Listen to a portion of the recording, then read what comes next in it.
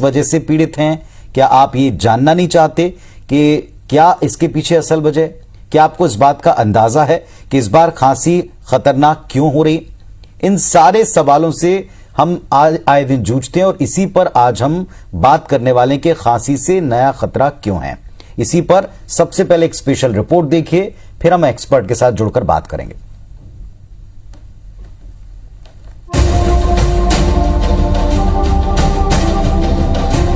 देश के कई शहरों में इन दिनों खांसी का कहर देखने को मिल रहा है। लोगों में इस बात को लेकर कंफ्यूजन है कि क्या ये कोरोना का ही रूप है या कोई नया वायरस जिसकी चपेट में अभी हर चौथा या पांचवा शख्स है। ये ऐसी खांसी है जो एक बार आने के बाद जाने का नाम नहीं ले रही। खांसते खांसते सांस फूलने लगती है, गले में दर्द होने लगता है। चिंता इस बात की है कि पहले जो खांसी 5 से 6 दिनों में ठीक हो जाती थी, उसे इस बार जाने में 25 से 30 दिन का समय लग रहा है।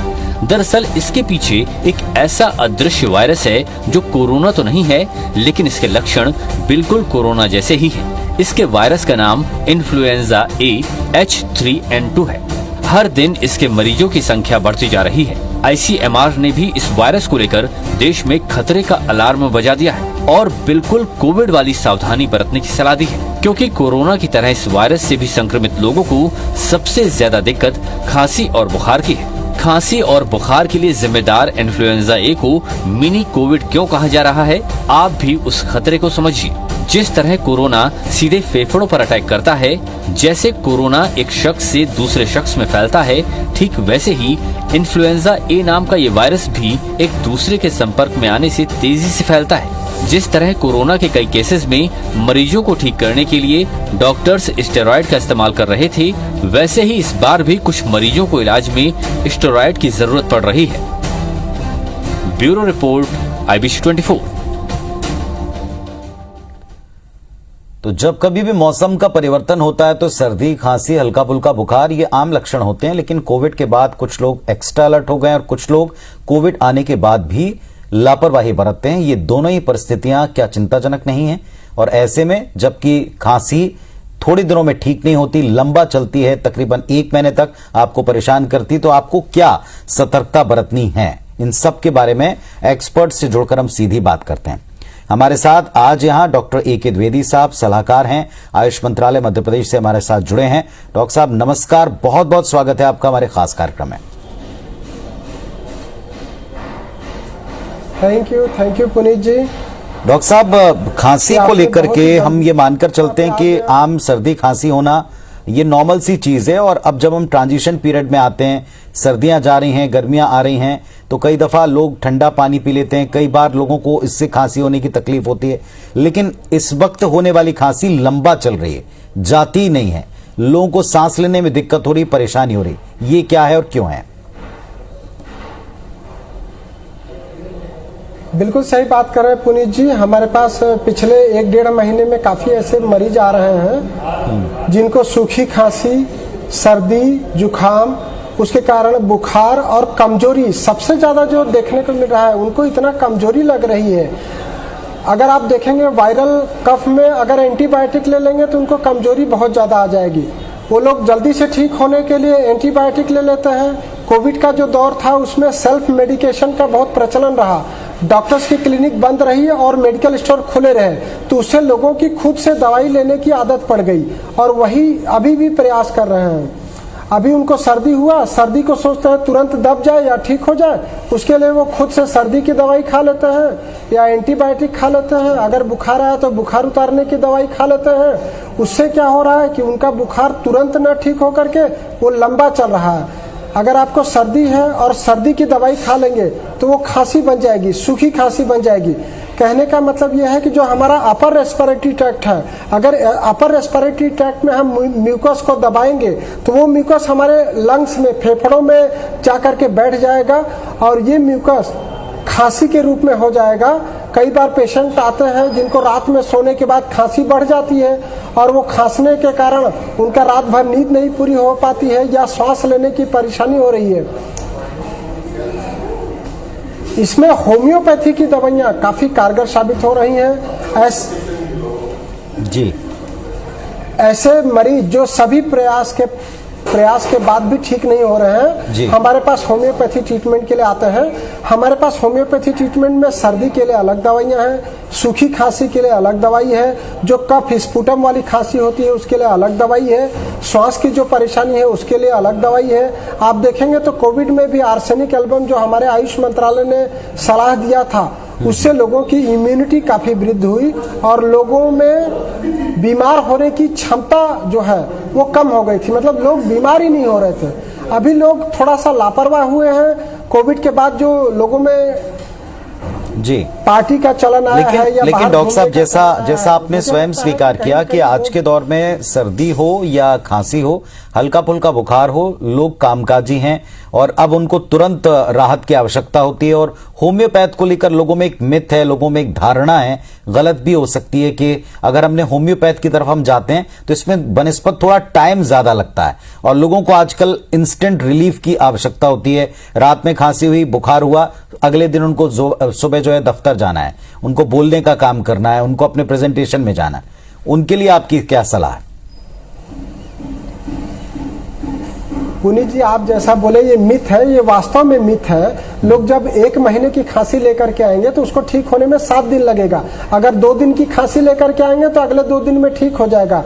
बजाय दूसरी पैथी की अगर वो होम्योपैथी दवाई लेंगे तो उनको सिडेशन नहीं आएगा, कमजोरी नहीं आएगा, बल्कि एनर्जिक फील करेंगे। हमारे पास लोग बच्चों को लेकर के आते हैं, उनको साल 1.5 साल से सर्दी, बार बार बीमार हो जाने की शिकायत रहती है। जब वो 2-3 महीने होम्योपैथी दवाई लेते हैं तो उनकी इम्यूनिटी ठीक हो जाती है और अगले 3 साल, 4 साल, 6 साल उनको सर्दी जुकाम बुखार नहीं होता है। तो ये बिल्कुल मिथ है कि होम्योपैथी में समय लगता है।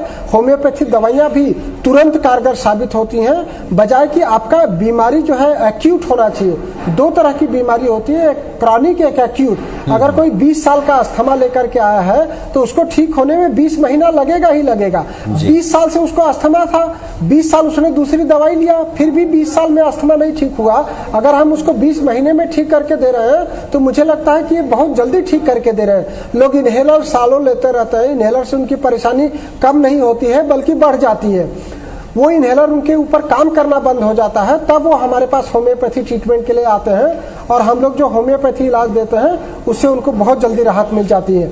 लोग भाप लेते रहते हैं, भाप से आराम नहीं होता है। लोग इनहेलर लेते रहते हैं, उससे आराम नहीं होता है। लोग दवाई खाते रहते हैं, उससे भी आराम नहीं होता है। तब वो होम्योपैथी ट्रीटमेंट के लिए आते हैं तो होम्योपैथी ट्रीटमेंट में उनको बहुत जल्दी राहत मिल जाती है। अगर 20 साल की बीमारी 20 महीने में ठीक हो जाती है, आगे आपको कोई दवाई या कोई इलाज की जरूरत नहीं पड़ती है, तो ये तो बहुत कम समय होगा ना। जी डॉक्टर साहब, एक बात आपने बिल्कुल ठीक की और कोविड काल में ये सबने महसूस किया है कि भारत अगर बच पाया और हमारे नागरिक बच पाए तो उसमें वैक्सीन के साथ, अलर्टनेस के साथ हमने अपने होम्योपैथ और आयुर्वेद से जो नुस्खे अपनाए थे उसने भी हमको काफी सिक्योर किया है। आज की तारीख में आफ्टर कोविड के चले जाने के बाद, तीनों वेव्स के बाद में बहुत से लोगों को जो कुछ भी होता है वो उसे सीधे तौर पर कोविड के पोस्ट इफेक्ट से जोड़ देते हैं। मौजूदा दौर में जो सूखी खांसी लंबी चल रही है, क्या ये उसका पोस्ट इफेक्ट है या कोई नया वायरस है, ये उसका अटैक है? इसे हमें लेना कैसे चाहिए? इसके किन लक्षणों को हम बाकी नॉर्मल सर्दी खांसी से अलग पहचान पाएं?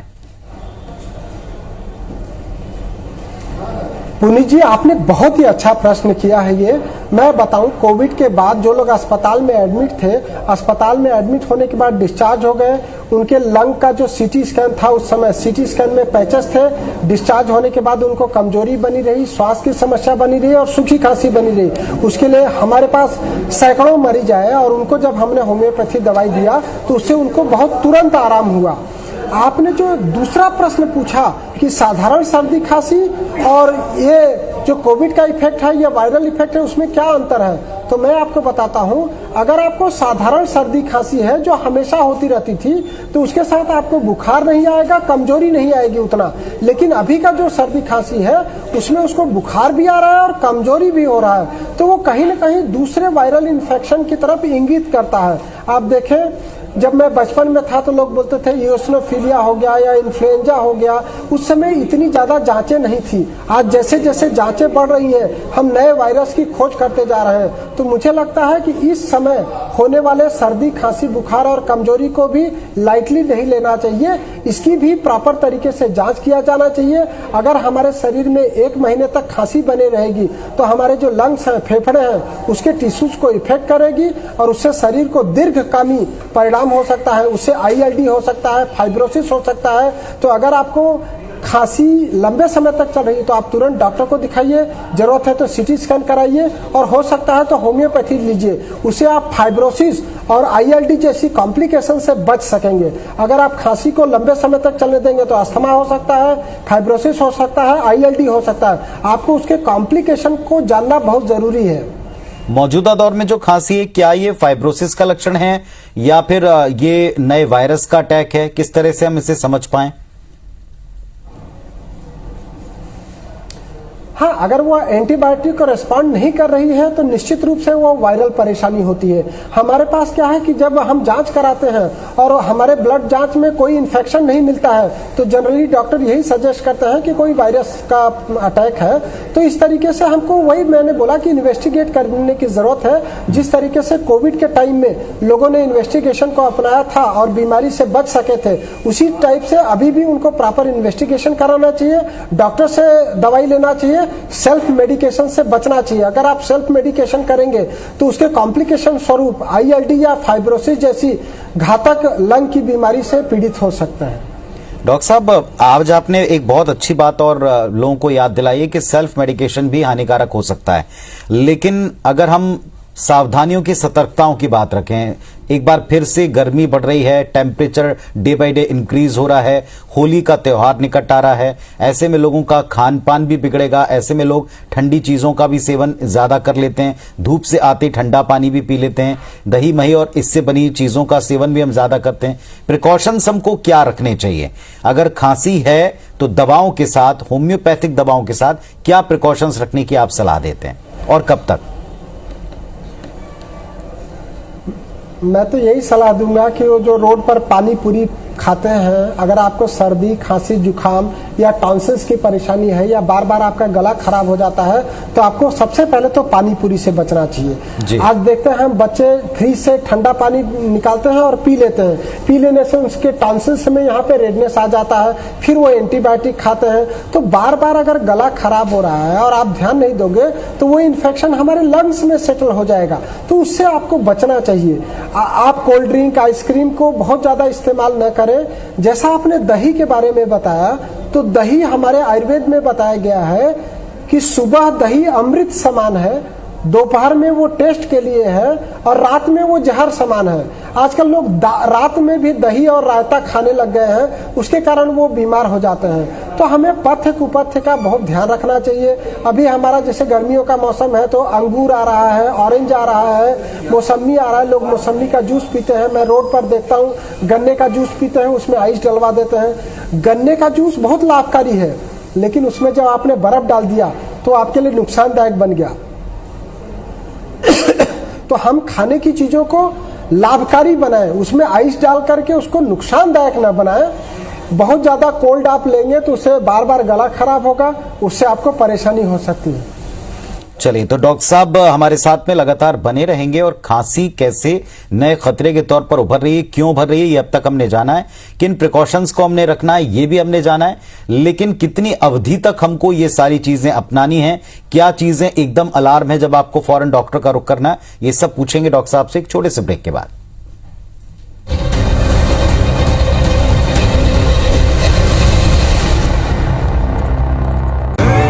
देखें कौन नया खिलाड़ी आया है। समझा देते हैं, प्यार से समझाएंगे। ये तो अपनी जुबान है। जुबान एक हो तो दिल भी एक होने चाहिए। विमल, बोलो जुबान केसरी। लाइफ में जीतने के लिए चाहिए प्रैक्टिस, मेहनत और एक सही प्लेटफॉर्म। ऑनलाइन रमी में भी कुछ ऐसा ही है। प्रैक्टिस और मेहनत तो आप करेंगे, पर सही प्लेटफॉर्म है जंगली रमी।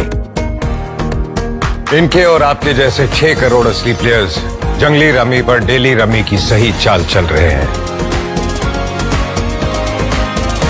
आप भी ट्राई कीजिए। रमी बोले तो जंगली rummy. Download the app now. इस खेल में आदत लगना या आर्थिक जोखिम संभव है। जिम्मेदारी से खेलें। घर का असली super hero MSP TMT bars 4x advantage के साथ MSP TMT बार्स, सुरक्षा ज्यादा, साथ निभाने का वादा। जोड़ों का दर्द भले ही परेशान करे, पर नूरानी तेल का साथ है तो जिंदगी क्या बात है। ढक्कन पर नैनी का मशहूर और इक्को ट्रेडमार्क देखकर ही खरीदे। आह से वाह, क्या बात है।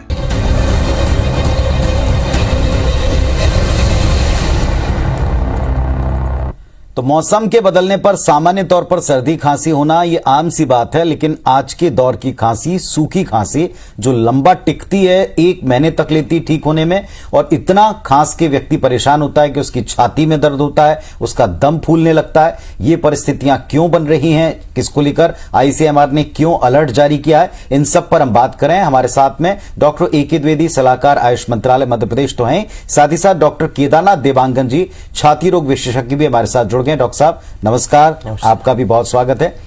केदार जी, अभी हम बात कर रहे थे डॉक्टर साहब से, तो उन्होंने बताया कि खांसी आजकल लंबा चल रही है।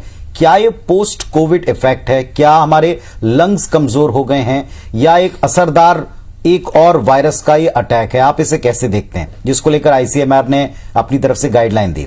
देखिए, मैं doctor Kedarnath Dewangan ji, director Vindhyachal allergy clinic Raipur से जी। एक्चुअली क्या हुआ है, अभी जो कोविड का जो 2 ईयर 2019 से 21, 22, ये इतने साल से जो कोविड के डिफरेंट टाइप के वेरिएंट हमें देखने को मिले जी। और इसमें हुआ क्या है कि जिनको फर्स्ट वेव में नहीं हुआ उनको सेकेंड वेव में हुआ, जिनको सेकेंड में नहीं हुआ उनको थर्ड वेव में हुआ। तो ओवरऑल सारे लगभग 90% पॉपुलेशन हम इनसे वायरल इन्फेक्ट हो गए थे। और दूसरी बात, हमें वैक्सीन भी मिला। बट अभी जो बात हो रही है पोस्ट कोविड सिम्टम्स की, कि पोस्ट कोविड के बाद लोगों को कफ बहुत लंबा समय तक जा रहा है, बार बार कफ हो रहे हैं, फेफड़े कमजोर हो रहे हैं। तो बेसिकली हुआ क्या है, जैसे कि आप हार्ट में देखेंगे कि अभी स्ट्रोक का खतरा और MI का खतरा इतना ज्यादा बढ़ गया कोविड के हिसाब से। ये बेसिकली ये ब्लड क्लॉटिंग को बढ़ाता है। इसलिए मैं बोलता हूँ जिसको कोविड हुआ है वो हर 3 महीने में डी डायमर कराओ। डी डायमर कराने से एटलीस्ट अपना लेवल जो ब्लड क्लॉटिंग का है वो नॉर्मल रहेगा।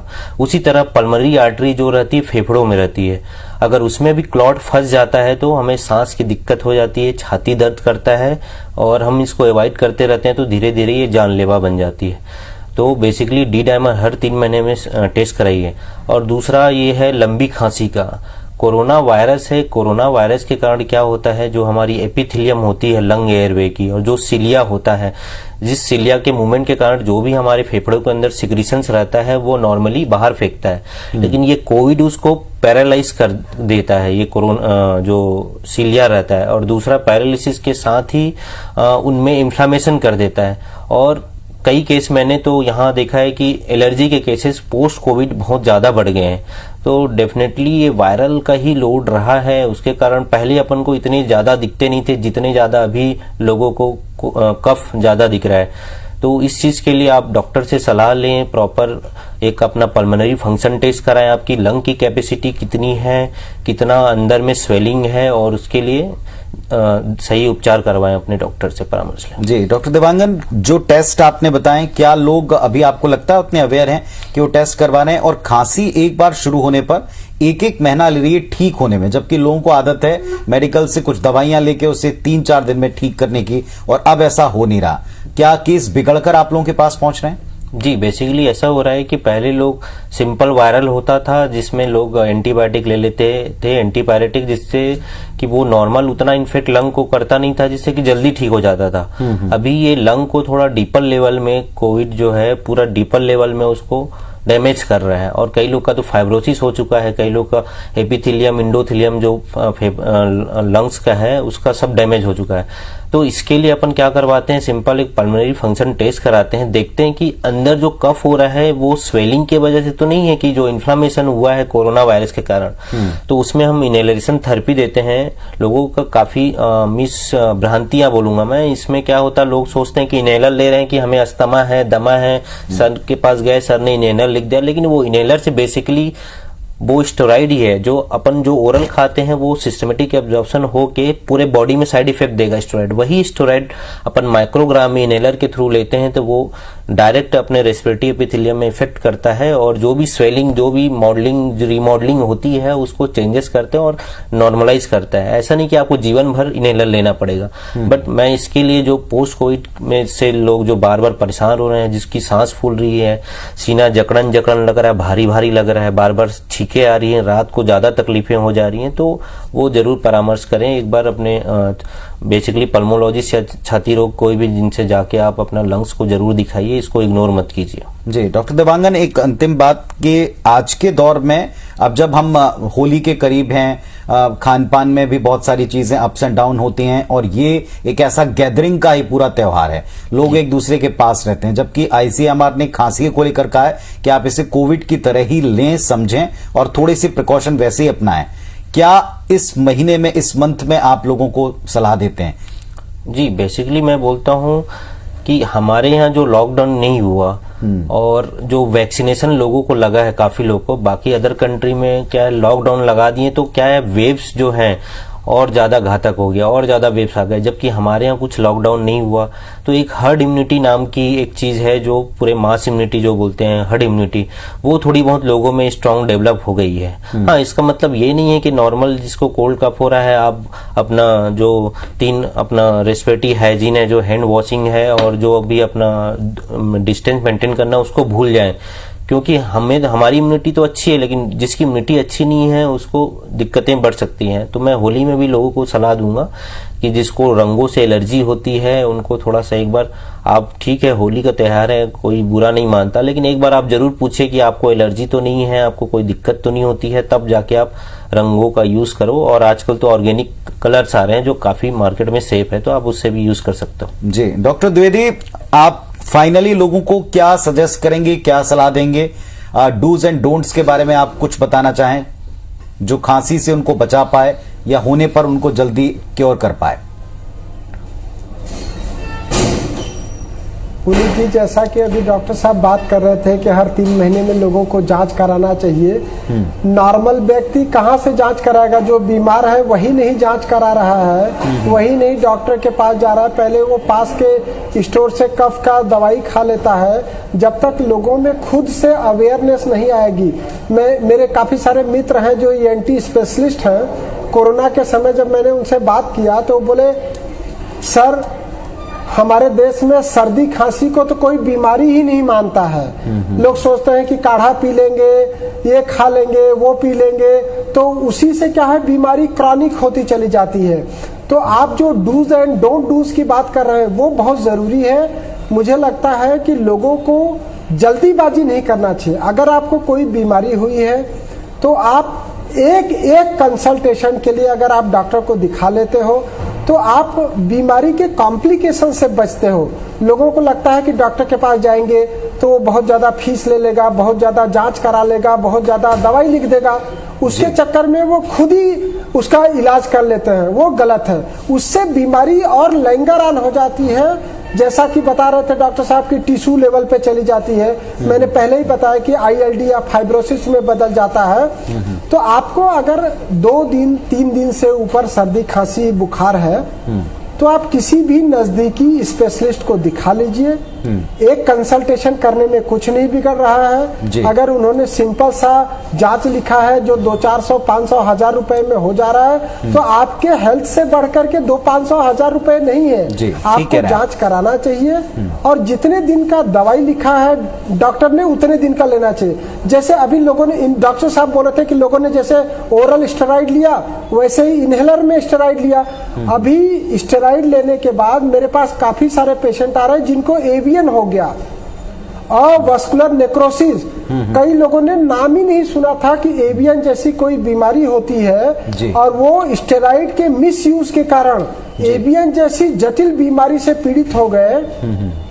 मेरे पास नागपुर से पेशेंट आए, काफी सारे रायपुर से आए, हमारे यहाँ बुरहानपुर से आए। कुल जमा सारे डॉक्टर साहब की आप सेल्फ मेडिकेशन से जितना हो सके उतना बचें, किसी भी सिम्टम को आप इजीली या लाइटली ना लें, क्योंकि हमने इतना लंबा दौर देखा है और आप दोनों की बातों से इतना तो समझ में आता है, जान है तो जान है। जो आपने 2-3 साल कोविड में गंवाए हैं और जो वो एक्सपीरियंस किया है, उतने खतरनाक एक्सपीरियंस के करीब आप ना पहुंचे, इसके लिए बहुत जरूरी है, जैसे डॉक्टर केदारनाथ देवांगन साहब कह रहे हैं या द्विवेदी साहब कह रहे हैं, कि आपको फौरन डॉक्टर को दिखा लेना चाहिए, बजाय इसके कि आप बीमारियों को क्रॉनिक करें, सीरियस बनाएं, उसके बाद डॉक्टर के पास आएं। बहुत बहुत शुक्रिया हम आप दोनों का कहते हैं कि आपने इतनी काम की सलाह दी, इतना वक्त हमारे दर्शकों को दिया। बहुत बहुत धन्यवाद सर, नमस्कार।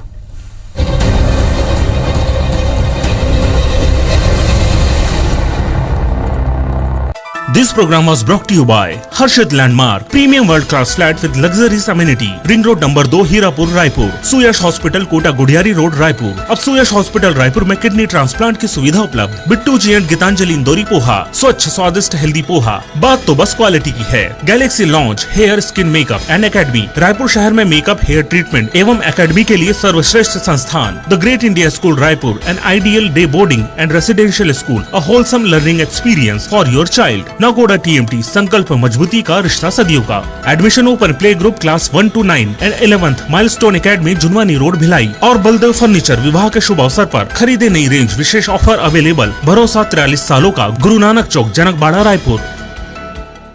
घर का असली super hero MSP TMT bars 4x advantage के साथ। MSP TMT बार्स, सुरक्षा ज्यादा, साथ निभाने का वादा। एसिडिटी शुरू हो गई, गड़बड़ गड़बड़, नींबू पानी पी लो। अभी भी गड़बड़, गड़बड़ मत पड़ने दो, लो इनो लो, क्योंकि इनो काम शुरू करे 6 सेकंड में। इनो ऑन, गड़बड़ गॉन। मेरी प्रिय लाडली बहनों, मुख्यमंत्री लाडली बहना योजना का लाभ लेने के लिए आपको कहीं भटकने की जरूरत नहीं है। मूल्यवासी प्रमाण पत्र और आय प्रमाण पत्र की भी आवश्यकता नहीं है। आप अनावश्यक परेशान ना हो। इस योजना का लाभ देने आपके गांव में या शहर में, आपके वार्ड में ही कर्मचारी अधिकारियों की टीम आएगी और वहीं बैठ के आवेदन भरवाएगी। आप बिल्कुल परेशान ना हो, आपका भाई है ना। इस योजना को बहुत हमने सरल बनाया है। 5 मार्च को 1 बजे से लेकर 3 बजे तक जो कार्यक्रम होने वाला है, उसमें इस योजना के बारे में मैं विस्तार से आपको जानकारी दूंगा कि इसका लाभ कैसे उठाना है। लेकिन कहीं भटकना नहीं है। मैं हूं ना आपके गांव में, आपके शहर के वार्ड में। आपको योजना का लाभ देंगे, चिंता ना करें। नमस्कार। बढ़ते पोल्यूशन और बदलते मौसम के साथ सर्दी, खांसी, जुकाम एक आम बात है। ऐसे में लीजिए मुल्तानी कुका कफ सिरप, ताकि बदलते मौसम के साथ आप न बदले। NH Goel Finishing School. Learn, groom, empower. 2-month residential and non-residential program for a complete mind, body and soul makeover. 12th June to 5th August 2023. Registrations open. Learn and empower with social, behavioral and communication skills and add immense value of self-being. 2 months residential program, public speaking and presentation skill, dining etiquette, social and business etiquette, self-grooming and makeup, deportment, career guidance, counseling and management, food and beverage, production and service, in-depth knowledge about different kind of wine, table setting and much more. Enroll today and meet the new you. To register, call now on 93037 73730. घर का असली super hero MSP TMT bars 4x advantage के साथ। MSP TMT bars, सुरक्षा ज्यादा, साथ निभाने का वादा।